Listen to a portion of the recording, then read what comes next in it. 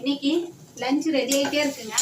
பாவக்காய் பொரியல் ரெடி ஆயிடுச்சு. இந்த இறக்க போகிறேன். அதில் கொஞ்சோண்டு நாட்டு சக்கரை போடுறேன்.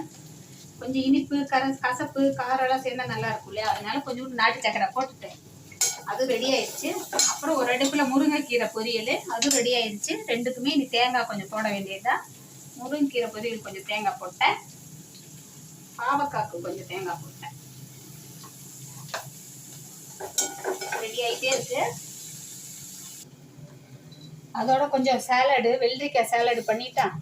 இன்னைக்கு லஞ்ச் அதுதாங்க. நேற்று வச்ச பருப்பு குழம்பு கொஞ்சம் இருக்கா, அதனால முருங்கைக்கீரை பொரியல், பாவக்காய் பொரியல், அப்புறம் வெள்ளரிக்காய் சாலடு, ரசம், தக்காளி பழம் ரசம் வச்சுட்டேன். அவ்வளோதான் இன்னைக்கு லஞ்சு. வேலைக்கு இடையில அப்படியே கொஞ்சம் மோரை குடிச்சிட்டு அப்படியே இன்னைக்கு வேலை பார்க்கலான்ட்டு தான். மோரை இருக்குதா எப்படி?